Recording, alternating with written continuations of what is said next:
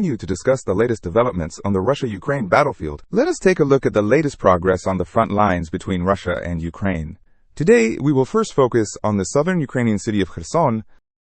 As many of you probably know, a bridge crossing the Kakhovka River here was struck yesterday, PSEV, and with the bridge on Ostovska Street, connecting the western part of Kherson city. In the southern Korabelny district, this area is basically an industrial zone. The Koshava River is also a tributary of the Dnipro River. In these several videos, you can clearly see the process of Russia striking this bridge. Later, a video was released by the Ukrainian authorities from which you can see that the bridge has been damaged. But judging from the current situation, vehicles on the Ukrainian side still seem able to pass. It is expected that Russia may launch another airstrike next to completely destroy this bridge. Next, let us follow the front line eastward and look at the situation near the Nandunchizike area. Yesterday, a Ukrainian source reported that the Ukrainian army launched a counterattack to the northwest of Zelenihai village. Currently, there is little follow-up information, but today we received several updates from Russian sources. The Russian side released more footage of FAB aerial bombs being used to carry out airstrikes on the rear areas of Andriivka-Klevzy village. Whether or not this Ukrainian counterattack succeeds, various signs indicate that the Russian forces seem to be preparing for a ground assault on this village.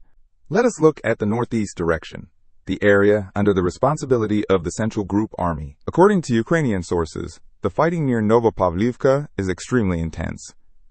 But to be honest, based on the actual updates coming in now, the intensity of the offensive here is no longer as strong as it was in the past few weeks. Obviously, the Russian military's current focus has clearly shifted toward the direction of Krasny Liman, which is the city of Pokrovsk.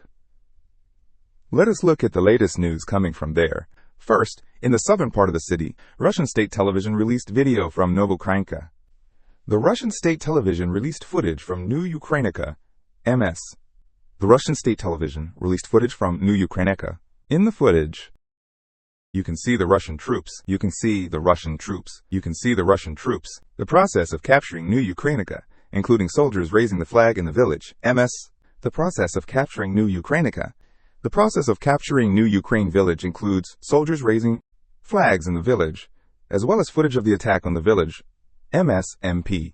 Featuring frontline journalists interviewing commanders and soldiers. MSH. CMSNPUKOE. AHU. This proves that the village of New Ukraine has been occupied by Russian forces. At the time, according to the video interviews, at least since yesterday, offensive operations against Chunyini have been underway. Next, let us look at the northeast of the Red Army Village urban cluster, especially the northern part of Milnorad city center near Kyozhinski. You can see that there are changes on the map, confirming that the Russian troops are continuing to break through towards Kyozhinski city center. Video footage released by the Ukrainian side shows that Ukrainian FP Krafok Mapkobo drone is attacking Russian soldiers inside this building, which confirms that the first batch of Russian soldiers has already entered the eastern part of Kyozhinski inside this mine. If these Russian soldiers can successfully secure the minefield position, then fighting around this mine will likely officially begin within the next few days. Additionally, according to Ukrainian sources, the first Russian sabotage and reconnaissance teams have been detected entering the northeastern part of Kyiansk city. And in the south, near Meril, the northern part of Novgorod city, Russian sabotage and reconnaissance teams have also been spotted. Ukrainian reports indicate that currently, in Kyiansk and Meril, the battles in the two cities of Novgorod are extremely fierce. The survival rate on the roads leading here is only about 50%. But the Ukrainian side still has a group of suicide squads delivering supplies to the front line. Russian sabotage reconnaissance teams are unusually active around the entire area of Luhansk. However, what is especially critical is that the Russian army in this area has very high air superiority. With the activity of the sabotage reconnaissance teams, the main forces in the rear are steadily advancing. Currently, the greatest threat facing the Ukrainian army is that the Russian forces, they will bypass Kievsky district, launching attacks from the northwest flank or from behind. According to military experts, analysis, if this happens, the Ukrainian forces will almost be unable to hold their positions, although there are reports that a Ukrainian airborne brigade, whose specific unit number is not clear, has been urgently redeployed to the area. The current situation is that Russia's military has a clear advantage in both troop numbers and drones. The final battles around Red Army Village and Melnokrad will ultimately depend on the course of the fighting in Kievsky. Additionally, in the village of Sukotsk, in the northern part of Koyumsi, it has been confirmed today through Ukrainian sources that most of the village has been occupied by Russian forces. Only a few buildings in the southernmost part of the village are still controlled by Ukrainian troops. However, this information was released yesterday, and it is expected that today Sukotsk has fallen entirely into Russian hands. Overall, the battle for the Red Army Village urban area remains very fierce. Just as we mentioned earlier, currently all the focus is on the northern city of Luzhinsk. As for the situation inside the Red Army Village area, including the southwest direction, there is little information coming out at the moment, so we still need to wait for further updates to gradually understand the situation of this sabotage reconnaissance team. Next, let us look at the situation in the Don River Konstantinovka direction. At the northern end of Highway N32, there have been some minor adjustments on today's map. The Russian forces have now entered the southern part of the village of Razinyar. At the same time, updates have been received from Russian sources. The army has begun its offensive towards the southeast of Poltavka village, having already occupied about 50% of the area of Poltavka. Additionally, in the southeast of the Klyban-Biksk reservoir, there are numerous icons indicating the past couple of days there has been no news from the Chasiv Yar direction. However, the situation on the Severodonetsk front has changed significantly, as you can see. In a wooded area southeast of Severodonetsk city, a position has been identified. There is geolocation information. Video shows a Russian soldier throwing a modified anti-tank mine into a position. This is a concealed Ukrainian defensive fortification. Additionally, the General Staff has updated the news that the Russian army has captured Novoselyovka. This village is located southwest of Sukhoi Kamen. So currently, based on the video of Russian soldiers throwing mines, it can be basically confirmed that Novoselyovka has already been occupied by the Russian army, and Sukhoi Kamen is also under the control of the Russian army. It is just that we have not received a report from the Russian Ministry of Defense yet. Currently, it is quite evident that the Western Group, the Group Army, is concentrating its efforts to advance towards Seversk. At the beginning of the summer offensive, it was very clear that the Russian army's goal was southern Donetsk, from Luhansk to the Dnipro direction. This also includes the reservoir area south of Konstantinivka on the Don River. As the summer offensive progresses, the current tactics of the Russian army have changed somewhat. While advancing on the front lines, when encountering Ukrainian defensive forces sent to stabilize the front lines, some troops are retained to hold them back. Then the main forces will immediately change direction and launch an attack elsewhere. Additionally, according to reports from Western military experts, Russia's sabotage reconnaissance teams are using improved stealth cloaks, the principle of which is quite simple: to maximize the shielding of the body's own heat radiation. As a result, Ukrainian drones equipped with thermal imaging cameras, especially when conducting missions at night, find it very difficult to detect Russian infantry. Study. If you search for related news online, most of it still comes from Western media. Back in May, the ridicule of Russia's invisibility cloak effect was very strong, but in the past 2 months, I have rarely received such reports. And the Ukrainian Deep State map also reported that Russian soldiers have indeed been operating for several consecutive days wearing this cloak, using it to move between positions and penetrate behind the Ukrainian army's defensive lines. However, no video footage of this cloak has been seen so far. Let us continue to look at the situation in the Red Lyman direction. There is more follow-up news today from the Sanzdary-Korolov side. On the map, we can confirm the progress of the Russian troops. According to the latest updates obtained so far, the Russian forces have concentrated a certain number of troops in this area to launch an attack, and this flank offensive is very likely coordinated with the Seversk direction. The direction of the Russian offensive is very clear. They are advancing down along the Nitrous River towards the Red Lyman direction.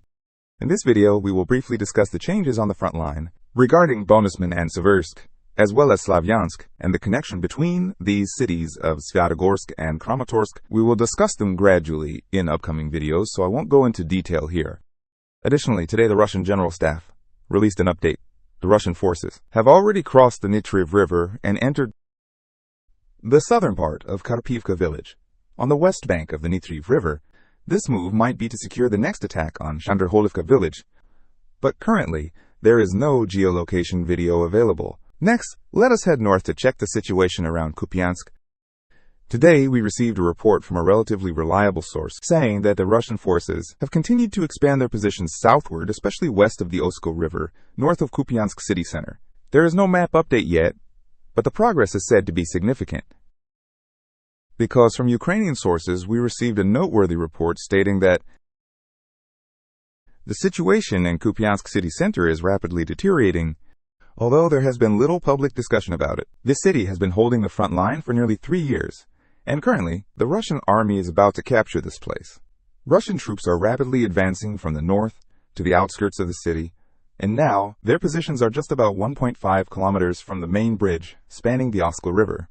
This bridge connects to the bridgehead area on the eastern bank of the river in Ukraine, including the eastern part of Kupiansk and other areas in Kharkiv Oblast. Once this route is cut off, all supply lines will have to go through the southern part of Kupiansk city, which is Kupiansk, transporting via bridges or floating bridges in Uzhhorod, but both options are quite fragile, causing bottlenecks. Such passages are very vulnerable to attacks, which could lead to the collapse of the bridgehead. At that time, Russian positions will stabilize along the river, and the Russian army will be able to concentrate its forces to fully capture the city of Kupiansk and its surrounding areas. Currently, the supply situation for the Ukrainian army on the east bank of the Oskil River is very difficult. The only factors that can slow down the Russian army's breakthrough are natural barriers and some relatively strong defensive works of Ukraine. Although the city of Kupiansk is not yet on the verge of falling, the threat of the northern bridge being cut off is very real, which will pose serious problems for the Ukrainian forces. Therefore, this more pragmatic report shows that the Russian military's previous strikes on the city's supply routes have already demonstrated very clear effects. Let us continue to wait patiently for further updates. In the Volchansk direction, since the Russian forces occupied the area north of the Volcha River, in the past 48 hours, there have been no follow-up messages. As we discussed in the last video, the Russian army is currently attempting to cross the Volcha River from both the east and west sides. Although there are written reports, we are still waiting for follow-up video geolocation. Next, let us head north to look at the situation in the Sumy region. In the past 48 hours, there have been almost no updates from the ground front lines. However, there is one important piece of news released by the Russian side. The Ukrainian army has deployed elite units equipped with NATO gear to the surrounding areas of Sumy. Clearly, Ukraine plans to launch a counteroffensive in this area. The counteroffensive is not a last-minute decision. It involves the deployment of elite troops. At the same time, some counteroffensive actions have already taken place. It can now be confirmed that Andriivka and Kindrativka have been recaptured by the Ukrainian army. It can be inferred that Ukraine's elite troops will continue to launch counteroffensives in the Sumy region, aiming to reclaim more villages previously occupied by Russian forces. Of course, the more villages they reclaim, the more assistance Ukraine can secure from the west. That concludes the overview of the changes on the front lines. Additionally, also, according to Ukraine's air defense report in the past 24 hours, the Russian side deployed 160 geranium drones, including some Dagger hypersonic missiles, continuing airstrikes on Ukrainian targets. Specific details are still being collected and will be discussed in detail in the next video. Alright, that is all for today's video. Hope you enjoyed it. See you in the next video.